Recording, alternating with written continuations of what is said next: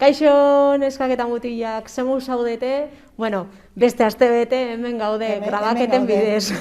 Zuekin egoteko desiatzen, baino, faltan botatzen zaitugu, Danoi, Petra, Patrizia, Dune, Maialen, Ane, Aitor, ni benetan falta botatzen ditut. Bai, eta egoera hobetzen dan, eta berriro elkarrekin egotea badaukagun. Hori da. Bueno, alare, hasiko gea beti bezala, pixka gogoratzen, aurreko astean ze ikusi genuen. Aurreko astean gogoratu, Joan Bataiatzailea ikusi genuela, eta Joan Bataiatzailea Mesiasa, Jainkoaren bildotxa, aurkeztu zigun. Bueno, aste honetan ere, Joan Bataiatzarekin jarraituko dugu. Ea zer ikusten dugun? Bueno, beti bezala Bibliatik hartzen dugu zatilak, eta ingo deu irakurri, eta jungo gea komentatzen. Nik esaldi batzuk irakurriko ditut, eta Helenek pixkat esplikaztuko du. Hori da, Maribize, aste honetan pixkat ezberdin ingo dugu, ez? Ez dugu dugu Biblia irakurriko osua, baizik zatika jungo gea, zeneiko luzia da, eta ea dana ondo ulertzen dugu, ze pertsonai asko aurkeztuko dizkigute. Bai, luzia baino gehiago da interesantia, eta orduan errazo sartuko zaigu gure bihotzian, pentsatzen dugu. Hurrengo egunean, berriro ere bertan Juan bi ikasleekin. Jesus handik igarotzen ikusirik esan zuen. Hona hemen Jainkoaren bildotza. Bueno, berriro ere, aurreko astean ikusi genuen bezala, berriro ere Joan Bataiatzaileak esaten die hor dagoela Jainkoaren bildotza. Bai? Bea dela Mesiasa. Gogoratu, Jainkoak bialtzen digun Mesiasa. Mesiasa gogoratu etorri zala guregana, gure pekatutik salbatzea. Bi ikasleek hori entzutean Jesusi jarraitu zioten. Bueno, dana utzi zuten, eta Joan Bataiatzaileakin batera, Jesusekin jarraitu zuen behaien bidea. Jesuseri jarraitu zioten. Eta zer egingo du Jesus? Jesusek atzera begiratu eta ondoren zetozkiola ikusirik galdetu zien. Zeren bila zabiltzate? Bueno, mendakagun bezala, Jesusen galdera izan zen, zeren bila zabiltzate? Etzun ulertzen zergaitik jarraitzen zioten. Bai? Guazen entzutea, zer erantzun eman zioten? Eta haiek erantzun. Rabi, nu bizi zara? Rabi nahi du esan maxu. Hori da. Bueno, galdera da, nun bizi zara? Pixkat gurire txoka egiten zaigu galdera hau, ez? Jarraitzen diote, zeren bila zabiltzate, nun bizi zara, erantzuna. Bueno, hemen bai ikusi behar deula eta bai lehen ore ikusita dakagula, bai Exodoan adibidez, olako zerbait ere azaltzen da. Gogoratu, Jainkoak gizonei deitzen digula, berekin egoteko, berekin bizitzeko. Hori Exodoan. Hori Genesian, hori Genesian. Exodoan berriz, Moisesei eskatzen dio, berekin juteko aitzara bizitzera. Eta salbazioaren istorioan, nahi duna da, gizonak berekin egotea. Bai? Ordun, Jainkoaren nahia gizonak bete egiten dute. Hau da, berekin geldituko dira, bizitzen eta berari jarraituko diote. Eta orduan Jesusek esan zien, etorri eta ikusi. Bueno, etorri esaten die, etorri nerekin eta jarraitu nerekin ibiltzen. Intzazue bide hau nerekin. Eta ikusi, bai, nahi duna da ikustea, distipulo horiek, jarraitzale horiek ikustea misterioa, beraren misterioa. Eta hor topatuko dute fedearen erantzuna. Bai, eta hain gogoan hartu zuen, ze azaltzen da arratsaldeko 4 diala. Bai. Eta orduan horren nahi du esan, gelditu zitzaioela, etzala momentoko erantzuna eta horrela baizikan gero beren barruan zeukaten da hori. Bai, momentu guztiak barruan gelditu zitzaioen. Joan entzun eta Jesusi jarraitu zioten bietako batek. Andresen, Simon Pedroren anaia. Lehenik bere anaia Simonekin egin zuen topo eta esan zien. Mesias aurkitu diagu. Mesiasek Kristo gantzutua esan nahi du. Hori da, orduan, Andresek anei bat zuen, bale? Anei hau Simon Pedro zan. Beraren gana joan zan, esatera Mesiasa aurkitu zutela. Eta Mesias hitzaren esan nahia. Bueno, grekoz, Kristo nahi du esan. Baina era berean, baitare nahi du esan, gizonen semea. Bueno, baitare Mesiasa gogoratu lehen ere, Joanek esan zula, o Joanek esaten dula dala, jainkoaren bildotza. Bai? Orduan, esan nahi guzti horiek ditu Mesiasen hitzak. Bai, argia. Argia, bai. Bildotza argia, jainko hori da. Eta pakearen printzipea hori da. Bai. Eta Jesusen gana eraman zuen. Jesusek begira jarririk esan zion.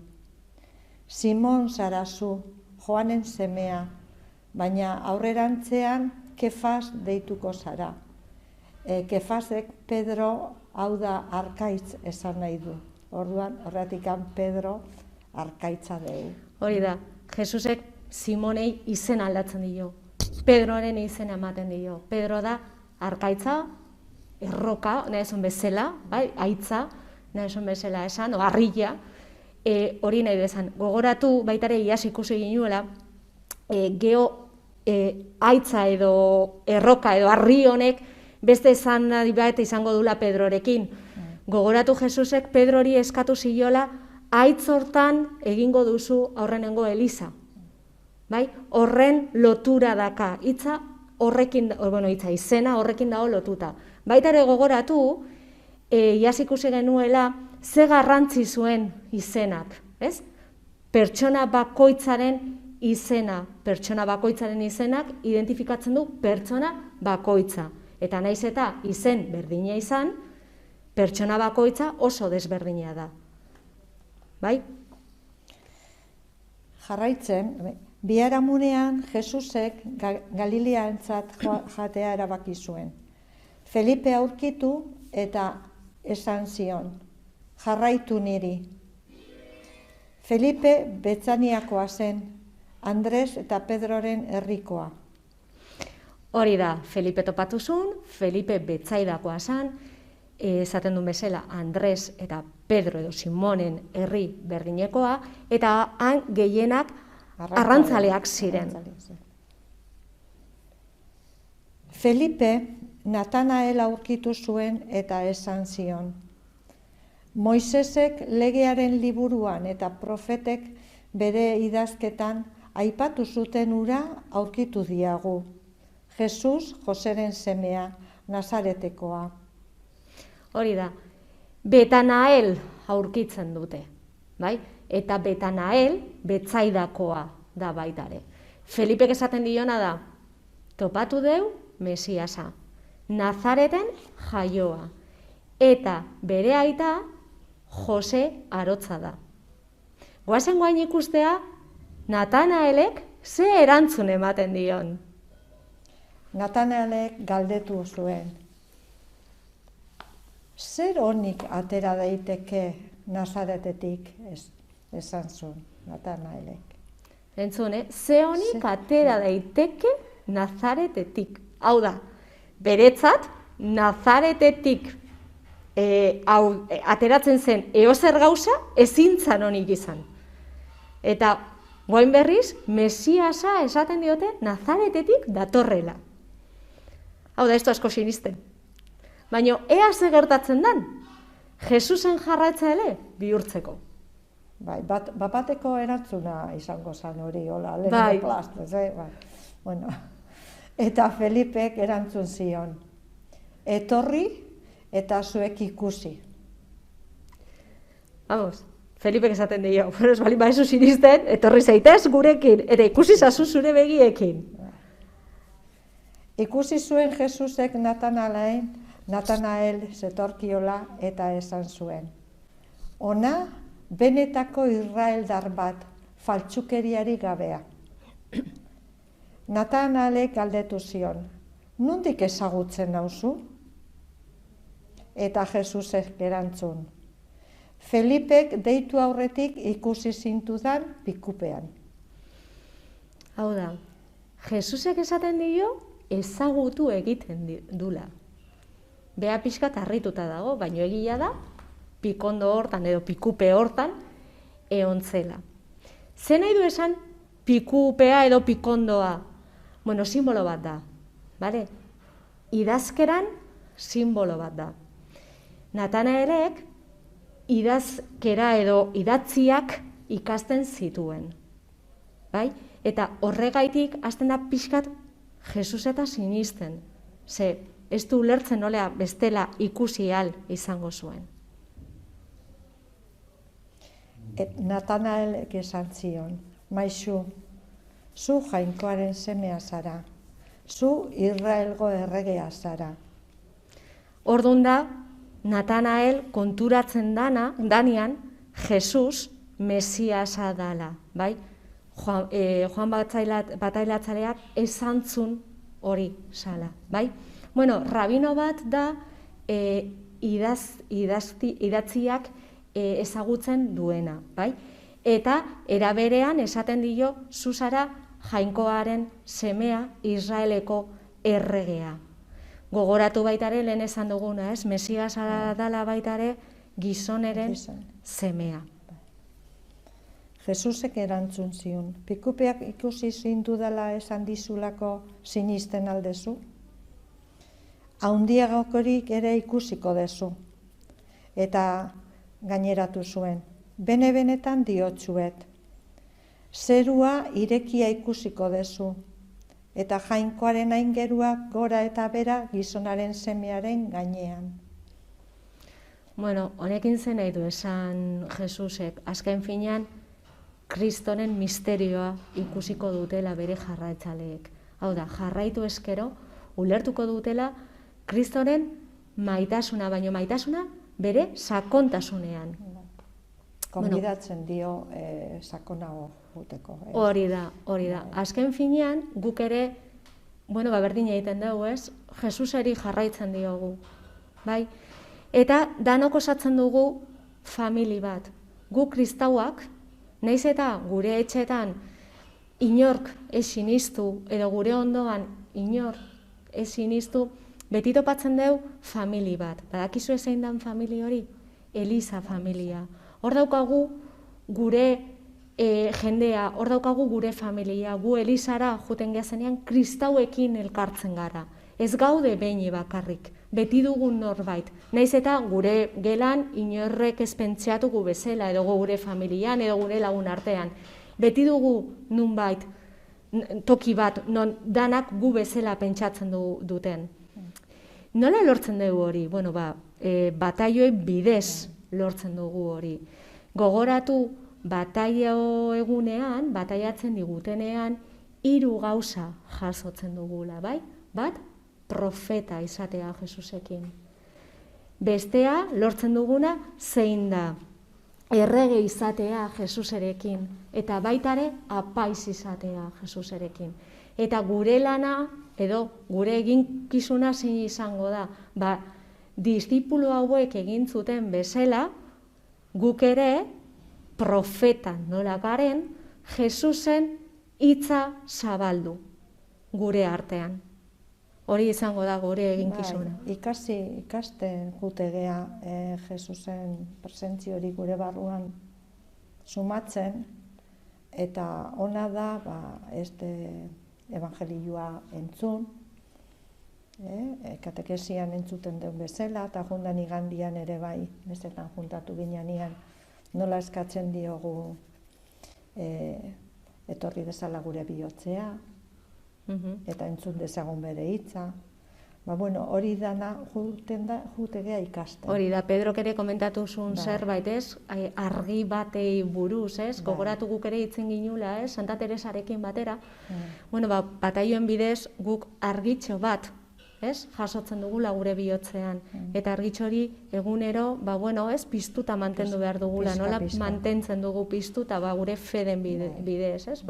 Hori, ez, otoitz egiten, edo beste hitz egiten Jesusetaz, hola lortzen dugu hori piztuta okitzea eta gure fedea mantentzea, ez? Beharei laguntza eskatzen beti, beti argia eskatzen.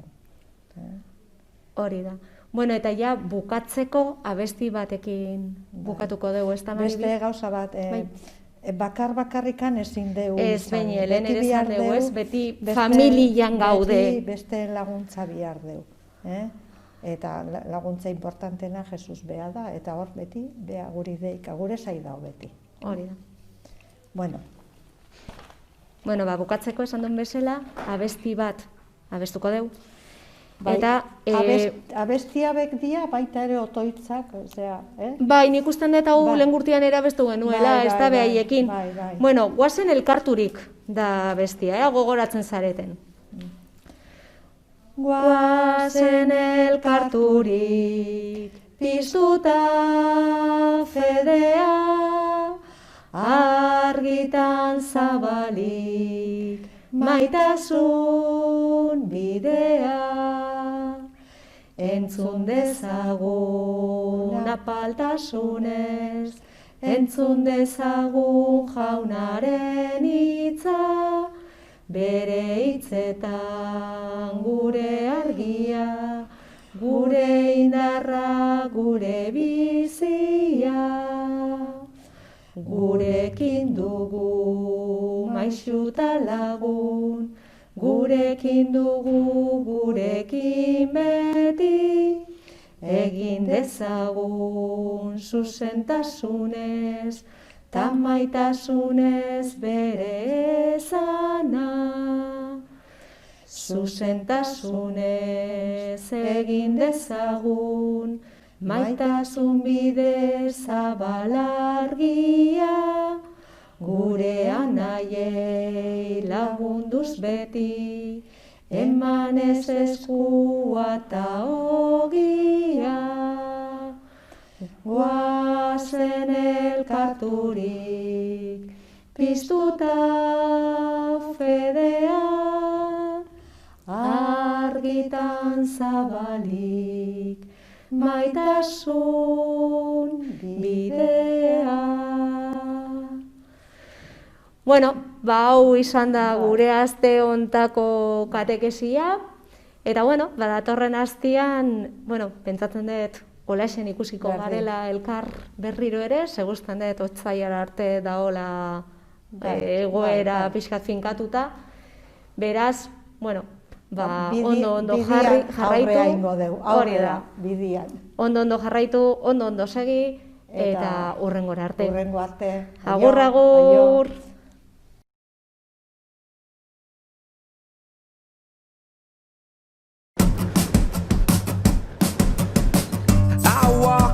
Tu nombre es Rita Otilia Clementina César Alba. Kurs Roca. Kurs, genial. La vida de Roca es diferente. Me gustaría que conocierais a mi nieta Roca. Papá trabaja en la ISS. Oh, Dios, qué crueldad. Su yerno está con ISIS. ¿Qué tonterías estás diciendo? Hola, papi. ¿Qué tal con la abuela? Es genial. Ahora pasaremos a la clase de quinto B. Buenos días. ¿Otra vez el ovillo de lana? Cuéntanos. Necesito un certificado, no podré terminar mi entrenamiento como astronauta. Al parecer, los 180 pasajeros están a salvo y, según los testigos, deben su vida a una niña. ¿No tienes miedo? Si tuviera miedo, ¿serviría de algo? Roca enseña a todo el mundo Soy Roca. ¿Cómo te llamas tú? lo que realmente importa. Casper. ¿Quieres que te lo devuelva? ¡Oye, para! ¿Por qué haces eso? Así no se hacen las cosas. Necesitamos un tutor legal. Yo soy mi propia tutora. Hija mía, hay leyes que debes acatar. Por favor, dale la bienvenida con los brazos abiertos. No es culpa tuya ni mía. Solo traes desgracias. Cada uno con su propia historia. Pero estoy segura de que mi madre no hubiera querido que estuvieras siempre triste. Y tampoco lo querría tu familia. Papá, te quiero tanto como de aquí a la luna. Cuando quieres algo lo consigues. Es lo que mi padre dice siempre.